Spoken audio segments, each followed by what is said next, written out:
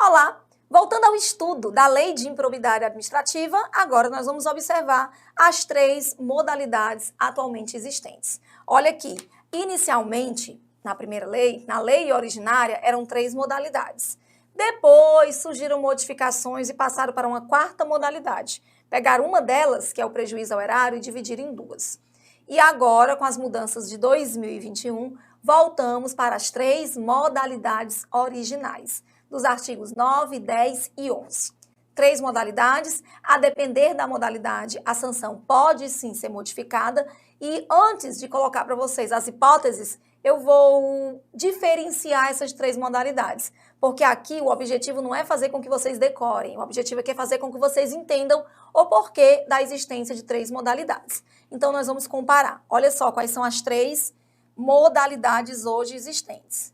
Nós temos como primeira modalidade os atos de improbidade que importam em enriquecimento ilícito. Então, a primeira delas, enriquecimento ilícito. A segunda, atos que causam prejuízo ao erário. E a terceira, atos que violam, que atentam contra os princípios da administração pública. Então, são três modalidades. Como é que eu vou diferenciar as três modalidades de improbidade? Como é que eu começo aqui o meu estudo para diferenciá-las? Tem que entender o significado de cada uma delas. Atos que importam enriquecimento ilícito. Aqui, o agente público obteve ganho, ou então deixou de gastar. Ele fez uso do cargo, emprego ou função para obter vantagem ou simplesmente deixar de gastar. Daí que ele enriqueceu ilicitamente. Olha como é diferente da segunda modalidade. No prejuízo ao erário, ele não teve ganho. No prejuízo ao erário, ele não ganhou nada com isso. O que vai acontecer na modalidade prejuízo ao erário? Embora ele, improbo, não tenha ganho, aqui a administração pública perdeu, ele favoreceu para que a administração pública perca. Ou então, embora ele não tenha favorecido nada para a administração, ele favoreceu para que terceiro obtenha alguma vantagem. Então, a grande diferença é, nos atos que importam enriquecimento ilícito, teve ganho, simplesmente o improbo ganhou ou deixou de gastar. Ganhou ou deixou de gastar. Enquanto isso, no prejuízo ao erário, ele não ganhou nada. Ele facilitou para que o poder público perca, ele facilitou para prejuízo ao Estado, ao erário, ou então ele facilitou para que terceiro ganhe. Não ele, porque se for ele, é enriquecimento. Facilitou para que terceiro ganhe, para que terceiro obtenha algum tipo de vantagem. O que também é bem diferente da improbidade que atenta contra os princípios da administração pública. Nessa daqui, nem houve ganho, nem houve prejuízo. Nessa aqui, simplesmente violou-se princípios. Então, não teve ganho para ninguém, não teve ganho. Não teve prejuízo. A administração também não perdeu nada. Não teve ganho, não teve prejuízo. O que é que teve? Violação de princípios. Que princípios são esses? Princípios da administração pública. Princípios gerais que tratam de toda a estrutura e funcionamento da administração. Aqui tanto são princípios, em regra, são princípios do LIMP, mas em algum momento ele entra um pouco em princípios implícitos. Então, não só legalidade, impessoalidade, moralidade, publicidade e eficiência, como nós vamos ver ao longo da aula. Então, a primeira coisa que eu preciso que vocês fixem bem. Hoje são três modalidades de improbidade. As três exigem dolo, não existe mais a possibilidade de falarmos em uma modalidade culposa. As três existem dolo, não existe improbidade por negligência, imprudência ou imperícia. As três exigem dolo.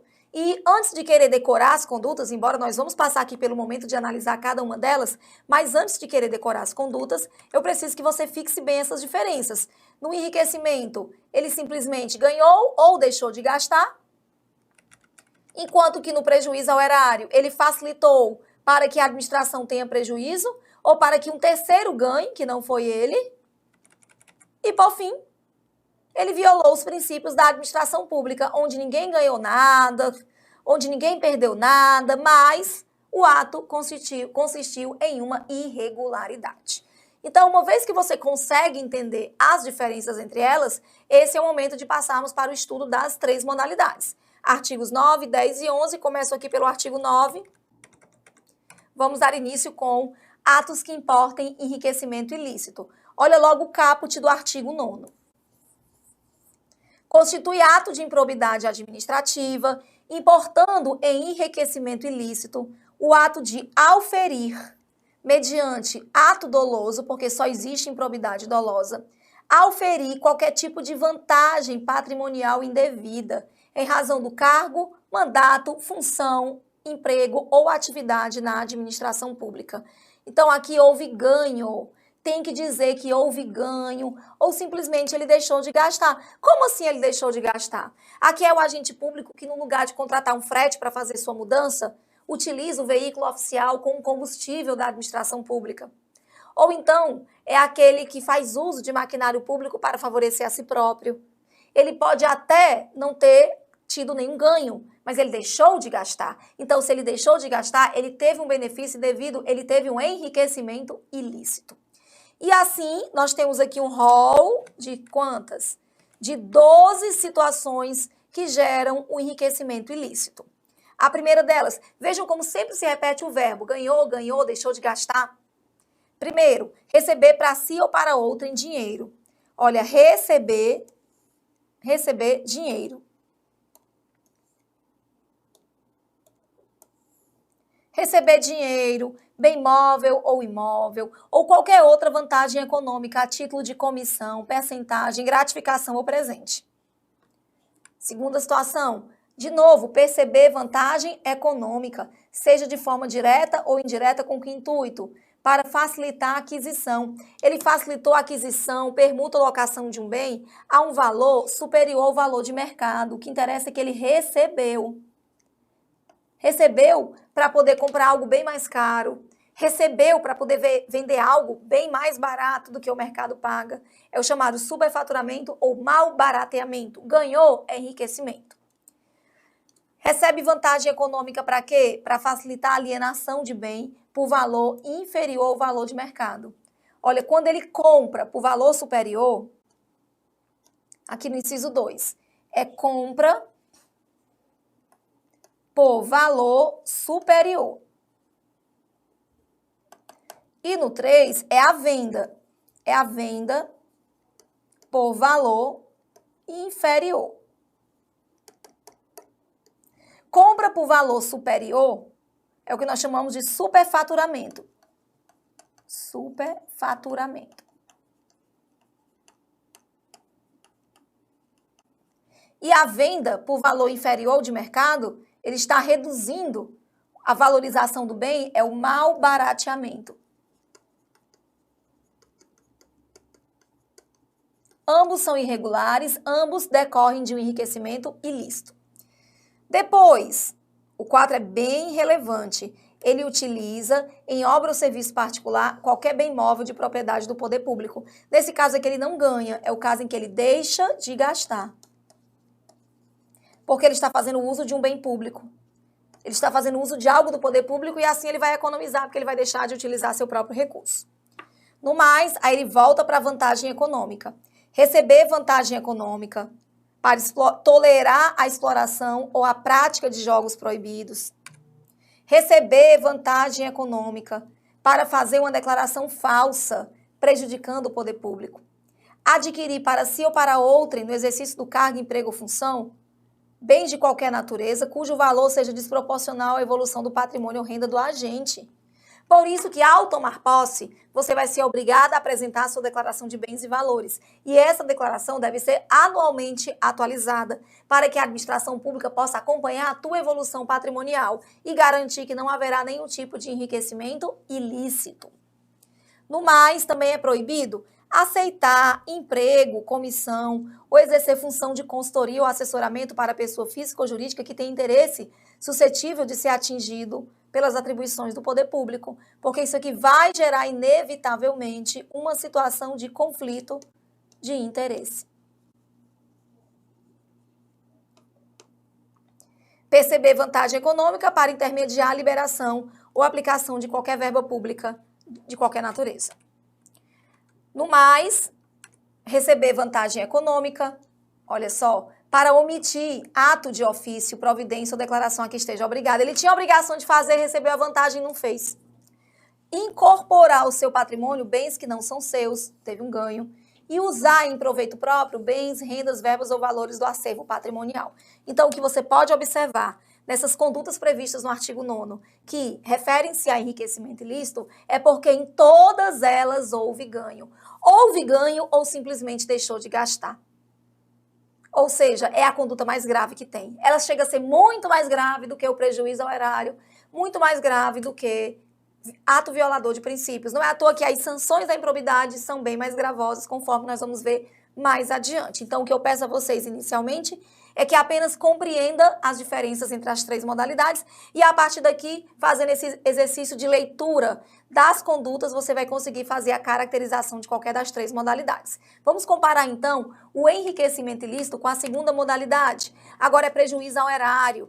Agora ele não ganhou nada, mas embora não tenha obtido ganho, ele facilitou para que terceiro ganhe. Ou então ele agiu de modo que o poder público, o erário, teve prejuízo, então ele também será responsabilizado. Essa modalidade é que antes admitia a culpa. Hoje em dia não admite, hoje só o dolo tem que ter a intenção. A má gestão, por exemplo, antes caracterizava o prejuízo ao erário, agora não mais. Má gestão, no momento, não é considerado improbidade administrativa. Olha só o que temos no artigo 10. Constitui improbidade administrativa que causa lesão ao erário qualquer ação ou omissão dolosa, que seja efetiva e comprovadamente perda patrimonial, desvio, apropriação, malbarateamento e dilapidação de bens ou haveres das entidades referidas na lei. Então, o que me chama a atenção aqui é a ação ou omissão.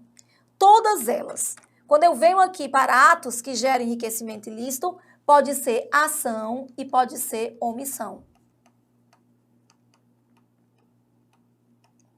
Quando venho, então, para atos que geram prejuízo ao erário, também me aparece ação ou omissão. De todo modo, doloso, porque não existe mais a modalidade culposa. Então, aquela que de forma dolosa ou culposa, efetiva e comprovadamente gerou perda patrimonial, não gerou ganho, gerou perda patrimonial, desvio, apropriação, malbarateamento ou dilapidação de bens ou haveres das entidades. Aqui ele não ganhou, mas ele facilitou, ele favoreceu para que terceiro ganhe. Olha como muda completamente o texto. Facilitar ou concorrer, para que alguém incorpore indevidamente.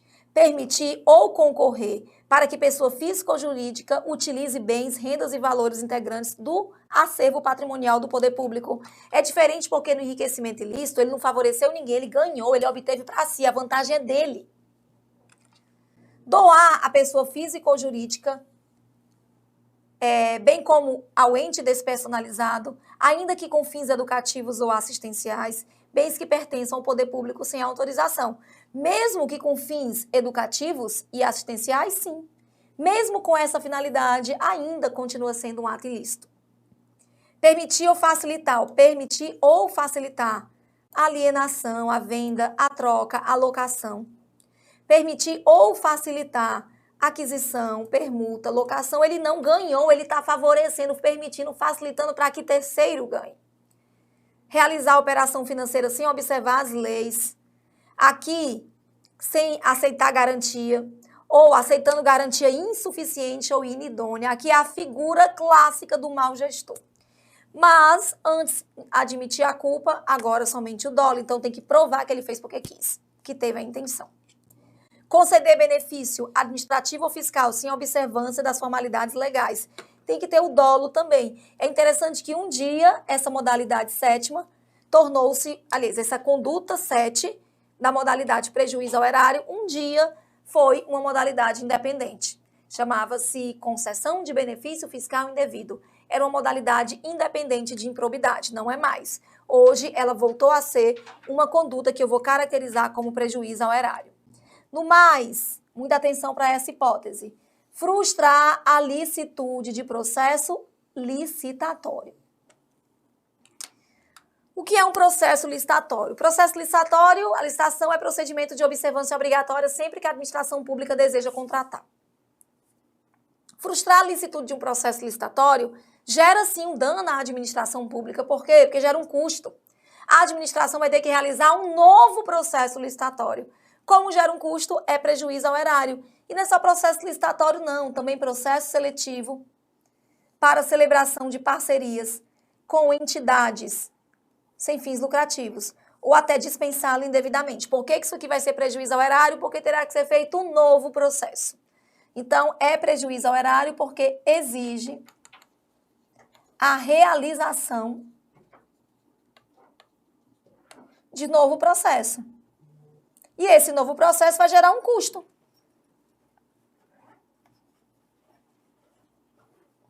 Esse novo processo gera um custo. No mais, vai ordenar ou permitir a realização de despesas não autorizadas, vai agir ilicitamente na arrecadação de tributo, vai liberar verbas sem estrita observância das normas, permitir e facilitar o concorrer para que terceiro enriqueça ilicitamente. Atenção para esse inciso. Se o enriquecimento for dele, agente público, é enriquecimento ilícito, mas se ele apenas permitir para que terceiro enriqueça, prejuízo ao erário, não é enriquecimento ilícito, passa a ser prejuízo ao erário.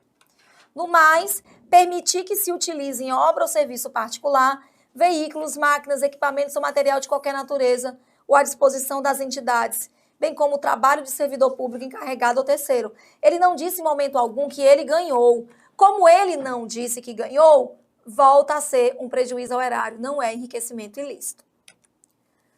No mais, celebrar contratos que tenham por objeto a prestação de serviço por meio de gestão associada. Celebrar contrato de rateio de consórcio sem suficiente prévia dotação orçamentária. Isso aqui é dano, porque gera um custo. Não tinha previsão orçamentária, vai pagar multa, rescisão, vai ficar à custa de quem? Não tinha previsão orçamentária, não tem como fazer contrato. Facilitar ou concorrer, por qualquer forma, para a incorporação ao patrimônio particular de pessoa física ou jurídica de bens e valores transferidos, mediante parcerias.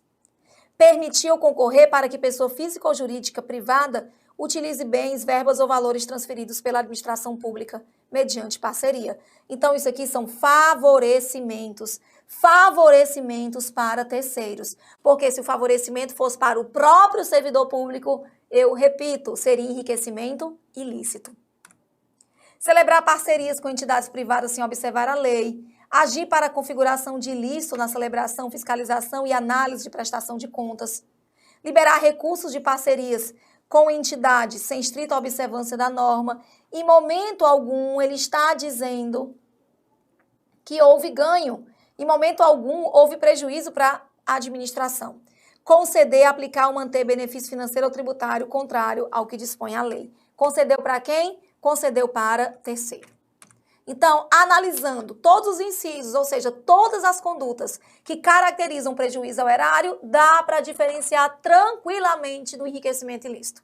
No enriquecimento ilícito, houve ganho para o agente, ou então ele deixou de gastar.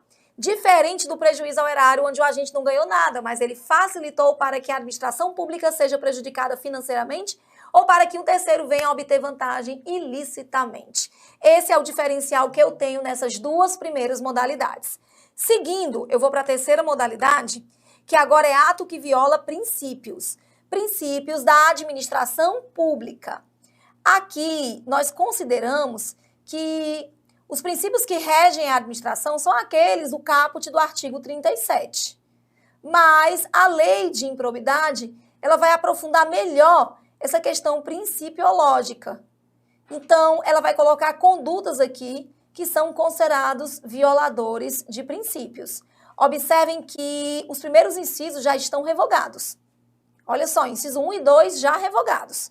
O que diz o caput? Constitui ato de improbidade que atenta contra os princípios, tanto a ação quanto a omissão, sempre dolosa, porque o dolo é exigência, que viola os deveres de honestidade, imparcialidade, legalidade, classificados por uma das seguintes condutas. Então, o terceiro gênero de ato de improbidade é aquele que atenta contra os princípios e são atos específicos previstos na lei. Aqui eu posso, então, inclusive dizer que os atos específicos previstos nos incisos da lei foram quase que integralmente acrescentados ou ao menos modificados pela nova lei de improbidade. E, de maneira geral, a nova lei revoga incisos que previam condutas demasiadamente genéricas ou culposas. Então, vejam, ato como retardar ou deixar de praticar, deixar de cumprir exigência, foram excluídos.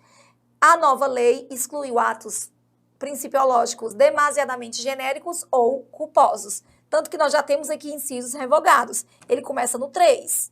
Revogou também o 9 e o 10. Termina que são poucas as situações em que nós vamos ter ato violador de princípio. Agora, por outro lado, instituiu 8 condutas que caracterizam violação dos princípios. Olha só a primeira.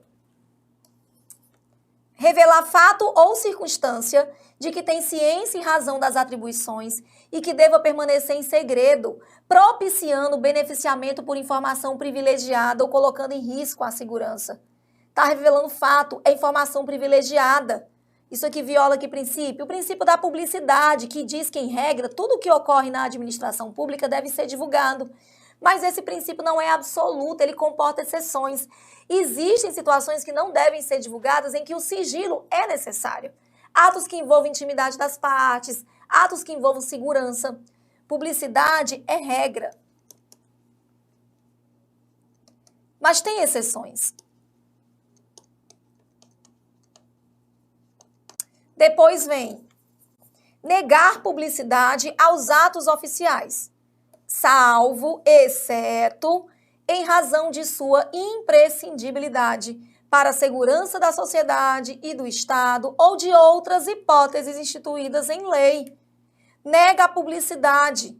Eu não posso negar a publicidade, mais uma vez, a publicidade é regra. A publicidade aqui advém da necessidade de garantia da transparência. Eu não posso negar informações que sejam de interesse coletivo. Depois, frustrar em ofensa à imparcialidade o caráter concorrencial de um concurso público. Aqui vamos ter cuidado. Por quê? Porque frustrar uma licitação tem que fazer uma outra licitação. Então, é ato que gera prejuízo ao erário. Estava lá no artigo 10. Aqui no artigo 11, é frustrar em ofensa à imparcialidade o caráter concorrencial de um concurso. Não vai anular o concurso, não. Só anula aquele candidato. Então, é violação a princípios. Deixar de prestar contas quando esteja obrigado a fazer. Aqui, viola a eficiência. Revela ou permite que chegue ao conhecimento de terceiro, antes da divulgação oficial, teor de política econômica capaz de afetar o preço de mercadoria, bem ou serviço. Revela ou permite que chegue ao conhecimento de terceiro, antes da divulgação oficial, um teor de política, de medida política ou econômica que afete o preço da mercadoria. Isso aqui viola também a publicidade. Aqui é o sigilo. Aqui vai ter um aumento no combustível, então antes de comunicar, vai lá comunicar um cartel de postos. Isso aqui é uma improbidade que gera prejuízo, gera violação a princípio. E, por fim, ele coloca aqui, descumprir normas relativas à celebração, fiscalização e aprovação de parcerias, viola o princípio da legalidade. E a grande novidade está aqui, está no inciso 11. Nomear cônjuge, companheiro ou parente em linha reta, colateral ou por afinidade até o terceiro grau. Olha só o que é que nós temos aqui. O nepotismo. Mas, professora, nepotismo já existia. Que novidade é essa que você está citando? O nepotismo não tinha previsão legal.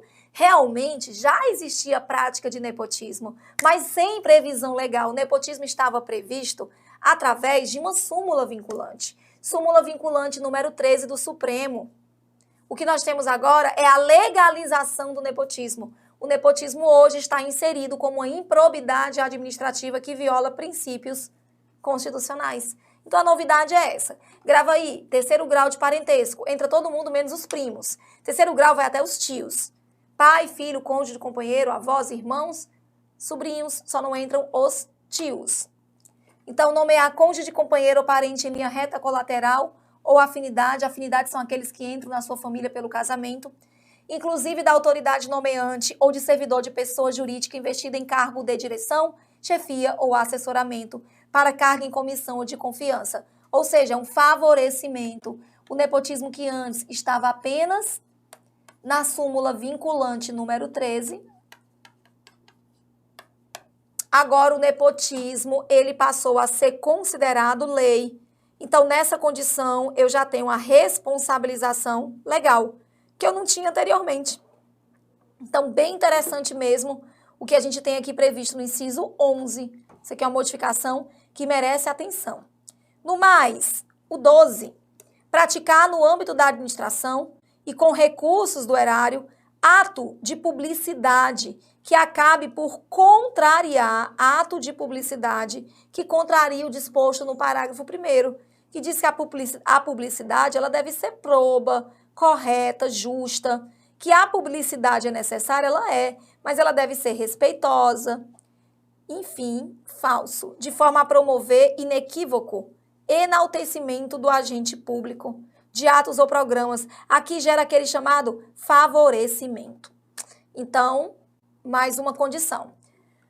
E, assim, fechamos aqui com o parágrafo 5º, que diz que não se configurará improbidade a mera nomeação ou indicação política de parte dos detentores de mandados eletivos, sendo necessária a aferição de dolo com a finalidade específica por parte do agente. Nós já vimos aqui que não existe improbidade culposa. Sempre eu preciso da configuração do dolo. Então, a mera indicação política não é considerado dolo se não houver nenhum tipo, não é considerado improbidade desde que não tenha dolo. Fechamos aqui, então, as 3 modalidades. Olha só, nós vimos as condutas, são 3 modalidades, e ao mesmo tempo eu encaixei as condutas. Pedi a vocês que tivessem muita atenção para não confundir, para não... O objetivo aqui não é decorar, é entender. No momento que você entende o que é um enriquecimento, o que é um prejuízo ao erário, o que é uma violação de princípios, fica muito mais fácil de você compreender as condutas que estão previstas nos artigos 9, 10 e 11. Na próxima aula, dando continuidade ainda ao estudo da lei de improbidade, nós vamos comparar e avaliar quais as penalidades que poderão ser aplicadas ao improbo de acordo com as 3 modalidades. Sempre ciente de que quanto mais grave for a conduta, maior vai ser a modalidade, mais graves serão as sanções. E a responsabilidade por improbidade, ela é independente da responsabilidade de natureza civil, penal, administrativa, razão pela qual vai ter sanções diferenciadas, que nós vamos ver no artigo 12, penas da improbidade, a partir da nossa próxima aula. Muito obrigada e até lá!